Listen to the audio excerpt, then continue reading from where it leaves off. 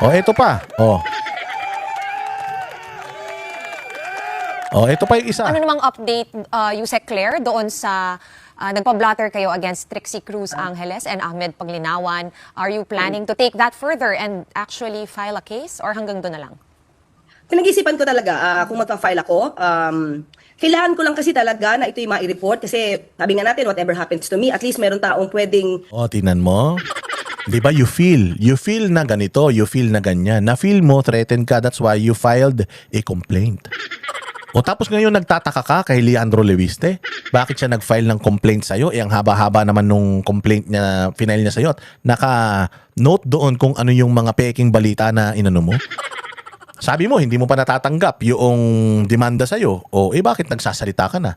Sana sinabi mo, hindi ko pa kasi nakikita. I cannot react yet kasi hindi ko alam kung alin doon sa mga sinabi ko yung libelous. O pag nakuha ko na yun, pwede na akong sumagot.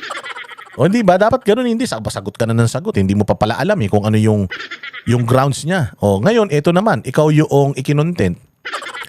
Hindi naman fake news yung ikinontent sa'yo. Pero pang bobo, mamatay mo lang ang walang latay. Wala naman nangyayari talaga ganun. Namatay mo lang ang walang latay.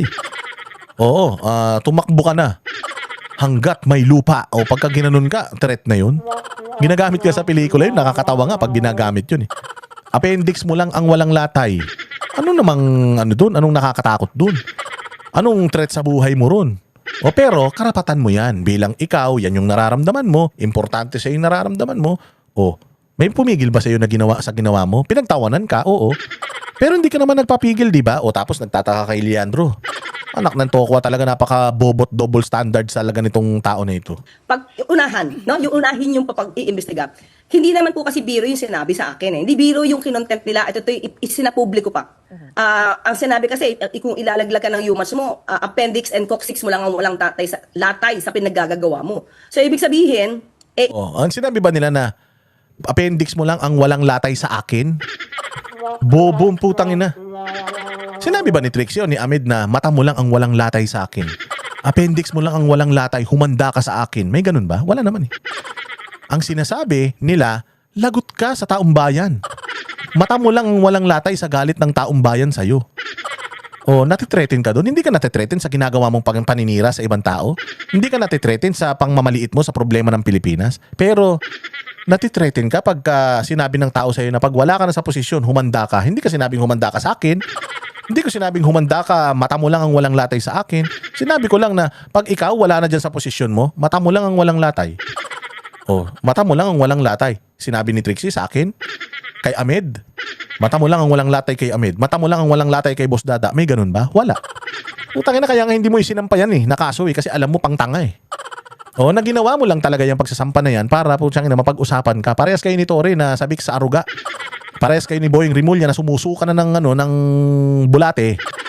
Kutya hindi pa huminto sa pagsasalita. Gusto nyo mga main character kayo O kasi nga, mas marami kayong mga issues na gagawin, mga iskandalo, mas marami kang kabobohan, hindi mapag-uusapan yung mga issues, scandal sa flood control. Nakakalusot yung mga totoong magnanakaw. inner ano yun, part ng body yun. So, lahat ibig sabihin, mula ulo hanggang paa, lahat yan, latay. O, latay nga kanino? O, kung ako nga media rito, sinabi ba niya na may latay ka sa akin? O lalatayan kita? Wala namang ganun Tiningnan ko rin yung vlog Wala namang sinabing ganun Mata mo lang ang walang latay. Ibig sabihin lagot ka sa taong bayan. Figure of speech yun. Anak ng tinapay ito si Claire Castro. Putangin nang yan. Ano nangyari? Sabi ko, nagtataka talaga ako. Abogado ba talaga to? Puta, paano mananalo kay Topacio to dun sa kaso nila? Ang laki pa naman, 119 million yung i-file ni Libiste. Putangin na, paano mananalo to? Ubus ang pinagputahan mo. Nag-explain naman po sila after na hindi naman po nila intent ito as a personal threat. Yes, hindi personal because hindi nila sinabi na mata mo lang ang walang latay sa akin. Natumbong mo lang ang walang dugo sa amin. Wala namang ganun. Will that change your mind?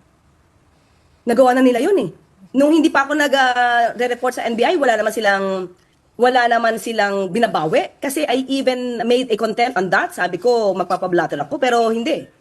Sinabi pa nila na parang... Walang dapat bawiin, Claire, kasi pang tanga Wala talagang dapat bawiin because they're just telling you a fact na pag wala ka na dyan sa posisyon, yari ka. Yari ka na talaga, sisingilin ka ng lahat ng mga maling pinagagawa mo sa buhay mo dyan sa gobyerno. Na nakatatak na yan sa pagkatao mo. At pag wala ka na dyan, when you are a nobody again, latay yan sa buong pagkatao mo. That's what yan yung ibig sabihin yan. Tokwa abogado, taga-gobyerno. Ganito katanga yung mga kinukuha nyo. Tangina. Pinakyaw nyo na talaga lahat ng bobo sa mundo. Bakit ikaw, kapag kami sinasabi ka sa ibang opisyal, ganyan-ganyan, di ba? Pero, iba po kasi yung freedom of expression na ikaw yung bumabati ko sa opinion ng iba, Freedom of expression pa din nila yun. In-express nila yung assumption nila or yung kanilang, kumbaga inilagay nila yung sarili nila sa posisyon mo O inilagay nila yung sarili nila sa posisyon ng normal na tao Na kung ano yung nararamdaman ng normal na tao sa'yo Na talagang pag bumaba ka dyan, humanda ka talaga sa kanila. Hindi ka nila sasaktan, hindi ka nila aanuhin. Pero, humanda ka sa kanila. Talagang pagbabayaran mo yan sa buong buhay mo, yung lahat ng mga kagagawa na pinagagawa mo, masama niyan, hindi lang ikaw. Pati pamilya mo damay. ka. But, the threatening remarks, hindi po siya sakop ng freedom of expression. Hindi po pa parang balat sibuyas kayong mga government officials like nag-file ng case si Congressman Levice against you against Trixie. Hindi ba parte po yan ng trabaho ninyo na kayo ay nakikriticize, kayo ay napupuna? Na okay lang sa akin mapura. First time ko itong magpa-record.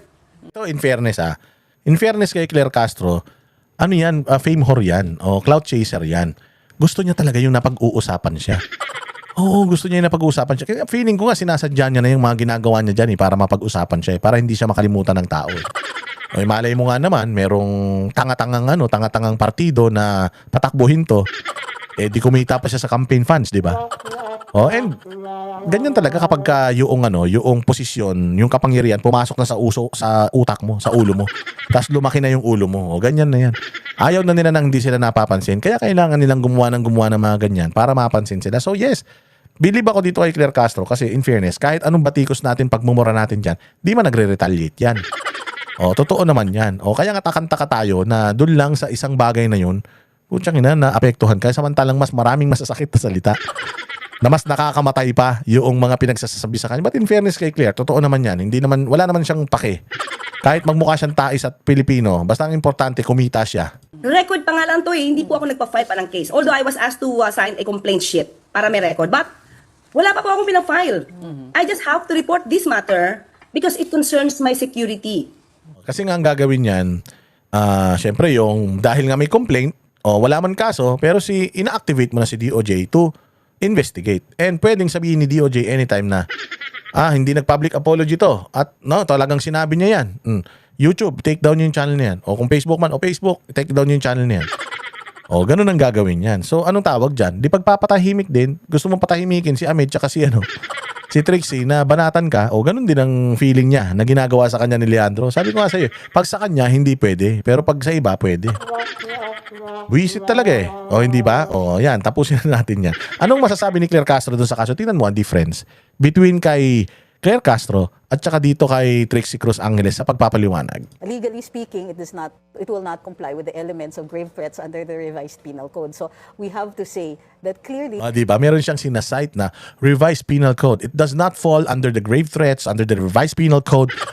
May mga ganun abogado Nakita mo ba si Claire Castro nagpaliwanag na ganyan? Hindi. Tangina taga-palengke lang yata talaga yan. Hindi naman yata talaga abogado yan. Hindi ko talaga maintindihan paano naging abogado yan, putyang inang yan. Kaya pala, ang daming mga tangang abogado nakakampi ng gobyerno, katulad niya si Larry Gadon na disbar. Tapos itong falsis na ubod din ng tanga. At kung sino-sino pa, tinan mo kung paano sila magsalita, puro pang kalsada lang. Tapos ang sinasabi nilang palengkera, yung mga DDS, tinan mo kung paano magsalita si Trixie. May sinasite siyang mga revised penal code. May mga ganun-ganun siya. It does not fall under grave threat, under revised penal code. Paragraph ganito. Ganyan ang abogado. Ganyan dapat magpaliwanag, Claire. I-convince mo kami na matalino ka. Putsang ina. Saan ka makakita ng matalino ganyan? Appendix mo lang walang latay tapos death threat na yan. Anak ng tokwa na yan pag sinabi ko na, ikaw Claire, sa ginagawa mo sa ginagawa mo kumakain ka ng madami sa gabi, pag ikaw binangungot, babangungutin ka sa ginagawa mo. Anong papailan mo ako ng grave threat dahil sinabihan kong babangungutin ka? Luka-luka ka pala Sinasabi ko lang na mali yung ginagawa mo na kumakain ka bago matulog. Babangungutin ka dyan. Hindi ko sinabi na papatayin kita sa bangungot. Ano ko, si Freddy Krueger ng Nightmare on Elm Street, walang hiya talaga. Ganun yun, yung ginawa nito ni Claire. There must be some other reason than an actual fear on her part for filing the said report. So I'd also like to clear up, there's no case. She filed a report in the same way somebody would enter into a police blotter a particular incident. It's not a complaint necessarily, because if she's going to go by grave threats, then the city prosecutor is the actual venue for that filing. But instead, they want to ride on this particular issue, and it's clear for us that since the blog is critical of a particular administration, then this is some attempt to silence that. Oh, di ba? Di ba? Napakatalino. Oh, kasi nga naman, kung grave threat at talagang takot ka, final mo yan sa tamang ahensya. NBI is not the right agency. Imagine mo, taga-gobyerno ka, di mo alam yan. Abogado ka, hindi mo alam yan. At least man lang, if you file a case or a blotter, barangay. Pinabarangay mo muna sana si Trixie kaysa pina-NBI mo kagad ko talaga. Tapos, sinayang mo ang time ng NBI. Wala namang gagawin yung NBI dyan. Pumunta ka doon, papareskon kayo doon. Tapos, nireklamo mo sila. Walang kaso pero inireklamo mo sila. O tapos, kasi nga baka pag may nangyari sa akin masama, ulul, walang mangyayari sa'yo masama. Tangi. Yan nangyayari sa'yo ngayon, masama na yan. Antayin mo na lang yung karma niyan. May karma yan, Claire. At yung karma, putyo baka i-demanda mo yung langit kapag kinarma ka. Oh, yan ang sinasabi natin yan yan ang malaking kaibahan ng isang magaling na abogado at yung nag-aabogado-abogaduhan lang. Kami ang boses ng masa, hindi natatakot. Katotohanan lang, di kami nalulunod. Walang bahid ng sismis, lahat ay totoo. Kahit sino ka pa, pag mali ka babanatan ka. Walang pinipili kulay, wala kaming kinikilingan. Basta para sa bayan, kami lalaban. Pag tama palakpakan, pag mali banatan, di matitinag, di matatakot. Para sa bayan, tuloy ang sigaw. Sa harap ng kamera, walang halong takot. Mga baluktot, lahat kayo'y tutumba. Ang hustisya at totoo, yun lang ang mahalaga. Kahit sinong harang, di kami matitinag. Walang pinipiling kulay, wala kaming kinikilingan. Basta para sa bayan, kami lalaban. Pag tama palakpakan, pag mali banatan, di matitinag, di matatakot. Para sa bayan, tuloy ang sigaw.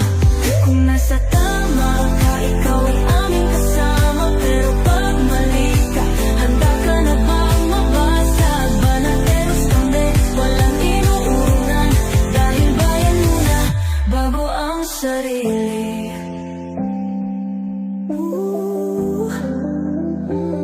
Bago ang sarili.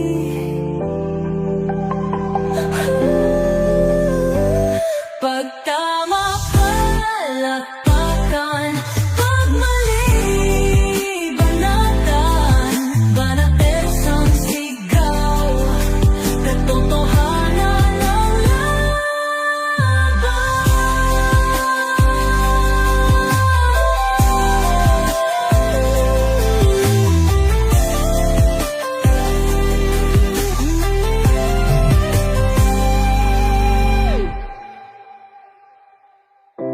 sa harap ng kamera,